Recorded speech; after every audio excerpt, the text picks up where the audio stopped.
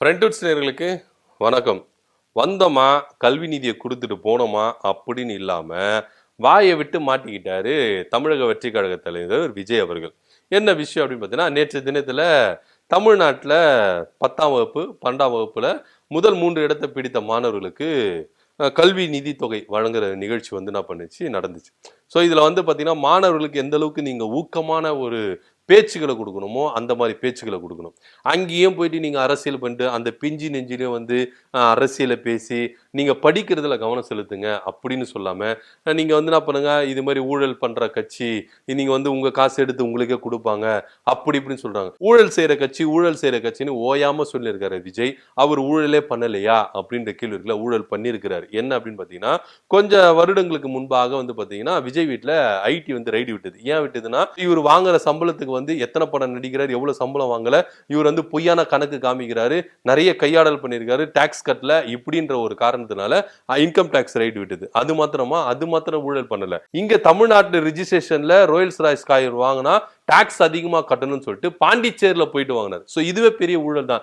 இவர் ஊழல் பண்ணலாம், ஆனா இவர் வந்து நான் சொல்லுவாரு, ஊழல் பண்ற கட்சி முதல்ல உங்க முதுகுல இருக்கிற அழுக்க பாருங்க, அதுக்கப்புறம் மத்தவ முதுகுல இருக்கிற அழுக்க பார்க்கலாம் அப்படின்ற ஒரு ரேஞ்சில தான் விஜய் அவர்கள் என்ன பண்றாரு, மொக்க வாங்கின்னு உட்காந்துருக்காரு. இது மட்டுமா, மாணவர்கள் மத்தியில் என்ன பண்ற, இப்போ உதாரணத்துக்கு ஒவ்வொரு தாயும் தகப்பன் என்ன நினைப்பாங்க, தன்னுடைய மகனோ மகளோ எப்படியாச்சுன்னா படிப்புல முன்னேறி வந்துடணும். அது எதனா ஒரு படிப்பு இருக்கட்டும், இந்த படிப்பு தான் அந்த படிப்பு தான், எதனா ஒரு படிச்சு முன்னேறி வந்துடணும். நான் படுற கஷ்டத்தை என் பையனோ மகளோ வந்து என்ன பண்ணக்கூடாது, கஷ்டப்படக்கூடாது. அதனால அவங்களுக்கு படிப்பு கொடுத்துடணும்.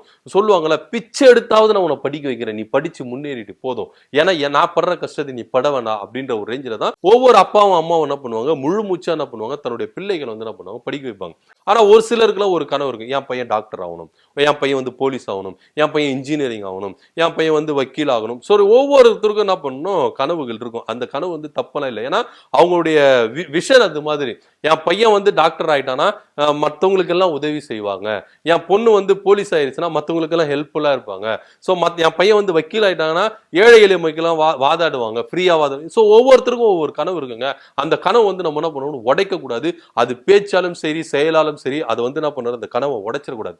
ஆனா விஜய் அவர்கள் பேசின பேச்சு நேத்து முழுக்க முழுக்க அரசியல்ல ரொம்பவே அவருக்கு விமர்சனங்களை வந்து என்ன பண்ணுது, குட்டி குவிக்குது. என்ன அப்படின்னு பாத்தீங்கன்னா, நீட்டு மட்டும் தான் உலகமா, நீட்டு மட்டும் தான் உங்களுக்கு முடிவா, அதை தாண்டி நிறைய இருக்குது, நீட்டை விட்டுட்டு நீங்க வெளியே வாங்க அப்படின்ற ஒரு விஷயத்த வந்து சொன்னார். அவர் சொன்ன கருத்து வந்து ஒரு பொதுவா இருக்கலாம். ஏன்னா நீட்டுனால நிறைய உயிர்கள் வந்து என்ன பண்ணுது, இழந்திருக்கும். நம்ம தமிழ்நாடு மட்டுமே வந்து பாத்தீங்கன்னா நிறைய உயிர்களை நம்ம என்ன பண்ணோம், இழந்திருக்கும். மாணவர்கள் நம்ம இழந்திருக்கோம் நீட்டுனால. எந்த அளவுக்கு அது கொடுமையா இருக்குது. ஆனாலும் நம்மளுடைய உரிமை என்ன, எப்படியாச்சும் இந்த நீட்டை வந்து என்ன பண்ணும், ஏழை எளிய மக்களுக்கு கொடுத்துரும். ஏன்னா நீட்டுன்றது வந்து ஏழை எளிய மக்களுக்கு எல்லாம் எட்டாக்கனியா இருக்கு.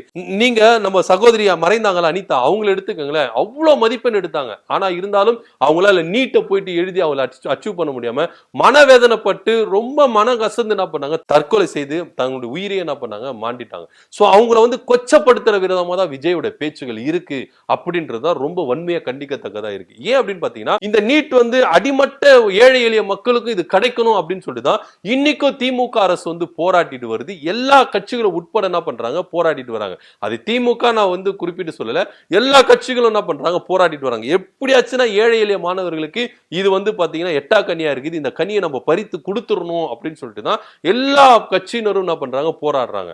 ஆனா இங்க விஜயோட பேச்சு என்னவா இருக்கு, ஆர்எஸ்எஸ் ஓட சித்தாந்தத்தின் போக்கு பேச்சாதான் இருக்கு. ஏன்னா நீட்ன்றது வந்து வசதி படைத்தவர்களுக்கு மட்டும் தான் இருக்கணும் அப்படின்றதுல இல்ல, ஏழை எளிய மக்களுக்கும் படி கிடைக்கணும் அப்படின்றத எண்ணமா இருக்கணும்.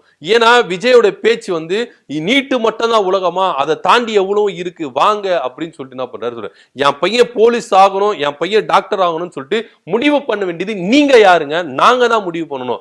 என் பையன் போலீஸ் ஆகணுமா, என் பையன் இன்ஜினியரிங் ஆகணுமா, என் பையன் டாக்டர் ஆகணுமான்றது முடிவு பண்ணுறது நானா தான் இருக்கணும், நீங்க முடிவு பண்ணக்கூடாது விஜய் அவர்களே அப்படின்ற மாதிரி தான் கண்டனங்கள் வந்து வலுக்குது. இப்போ உதாரணத்துக்கு திமுக மாணவரணி தலைவர் ராஜீவ் அவர் என்ன சொன்னாருன்னா, இது வந்து பாத்தீங்கன்னா RSS உடைய போக்கா இருக்கு.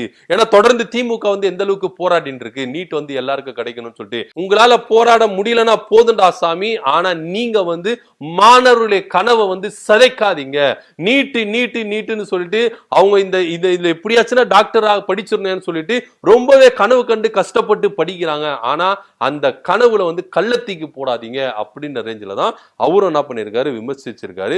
இது போக நம்முடைய மறைந்த சகோதரி அனிதாவுடைய சகோதரர் என்ன சொல்றாருன்னா, என் தங்கச்சி மறைஞ்ச மாதிரி இனி எந்த தங்கச்சியும் மறையக்கூடாது அப்படின்றதுக்காக தான் நீட்டுக்கு எதிரான ஒரு விஷயத்துல நானும் உட்பட எல்லாரும் போராடிட்டு வரோம். உங்க அப்பா உங்களை சினிமால கொண்டு வந்தாரு, நீங்க உங்க பையனை ஒரு பெரிய ப்ரொடக்ஷன் கம்பெனி மூலமா டைரக்டர் ஆவறீங்க. அது போல ஏழை எளிய மக்கள் தன்னுடைய பிள்ளைகளை வந்து சினிமாக்கு அனுப்பி பெரிய ஸ்டாரால ஆக்க முடியாது சாமி. அதனால எங்களுக்கு வந்து கல்விதான் உரிமை, இந்த அடிப்படை உரிமையை கூட நாங்க போராடி தான் வாங்க வேண்டியது இருக்கு. நீங்க எங்க கூட போராடலன்னா கூட பரவாயில்ல, எங்களுக்கு வந்து இழிவா பேசாதீங்க அப்படின்றதுதான் அனிதாவுடைய சகோதரர் வந்து என்ன பண்ணிருக்காரு, கருத்து முன் வச்சிருக்கிறாரு. இதெல்லாம் போக செய்தியாளர் செந்தில்வேல் அவர் என்ன சொல்லி இருக்கிறாருன்னா, ஏன் சரி ஓகே நீங்க வந்து சொல்றீங்களா நீட்டு மட்டும் தான் உலகமா, இந்த உலகத்தை தாண்டி வேற எல்லாம் இருக்குது அப்படின்னு சொன்னீங்களே, ஏன் உங்களுக்கு அரசியல் மட்டும் தான் வரணுமா, வேற இல்லவே இல்லையா, நீங்க வேற எங்கன்னா போக வேண்டியதுதானே, ஏன் அரசியலுக்கு வந்தீங்க அப்படின்ற கேள்வி கேக்குதுல. இந்த கேள்விதான் நம்ம செந்தில்வேல் அண்ணாவும் என்ன பண்ணிருக்காரு, கேட்டிருக்காரு. உண்மையான கேள்வி, நியாயமான கேள்வி. அவர் எப்படி நீட்டு மட்டும் தான் உலகமா வேற உலகமே இல்லையா அப்படின்னு கேட்கிறாரோ, உங்களுக்கு சினிமா தவிர்த்து அரசியலுக்கு தான் வரணுமா, ஏன் வேற எதுக்குமே போக கூடாதா, போங்க எங்கன்னா போங்க, அரசியலுக்கு வரணும்னா உங்களுக்கு என்ன இதுவா இருக்கா, இது அரசியலை தவிர்த்து வேற ஏதாவது இருக்குது அங்கெல்லாம் போங்க அப்படின்ற கேள்வி கேட்க தெரியல. உங்களுக்கு வந்தா ரத்தம், மத்தவங்களுக்கு வந்தா தக்காளி சட்னி அப்படின்ற மாதிரிலாம் நினைக்காதீங்க விஜய் அவர்களே அப்படின்ற மாதிரி விமர்சனங்கள் வந்து கடுமையா எழும்பி இருக்கு. சோ விஜய் அவர்கள் பேசின கருத்து வந்து ரொம்பவே கண்டிக்கத்தக்க ஒரு கருத்தா தான் இருக்கு. ஏன்னா மாணவர்கள் மத்தியில நீட்டுக்கு நீங்க எந்த அளவுக்கு உற்சாகமாகணும், நீட்டுக்கு நீங்க அடுத்த கட்ட லெவலுக்கு போகணும், நீட்டுன்றது வந்து தற்கொலை தான் முடிவு இல்ல, இதை தாண்டி நிறைய இருக்குது, நீட்டுல நீங்க சாதிக்கணும் அப்படின்னு சொல்லிட்டு உற்சாகப்படுத்துவீங்களா? அதை விட்டுட்டு நீட்டு மட்டும்தான் உலகமா, நீங்க டாக்டரா தான் ஆகணுமா, ஏன் நீங்க போயிட்டு டாக்டர் ஆகாம வேற எதுலயோ போடக்கூடாதா அப்படின்னு சொல்லிட்டு அவங்க கனவுகளை சிதைக்காதீங்க அப்படின்றதுதான் உங்க கிட்ட என்ன பண்றோம் கேட்டுக்கிறோம். சோ விஜய் அவர்கள் நீட்டை குறித்து இந்த மாதிரி ஒரு கருத்தை முன் வச்சிருக்கிறாரு. இது அரசியல்ல வந்து பாத்தீங்கன்னா ரொம்ப விமர்சனத்துக்குள்ளா இருக்கு. இதை பத்தி உங்க கருத்து என்ன அப்படின்றத கீழே கமெண்ட் பண்ணுங்க. நன்றி, வணக்கம்.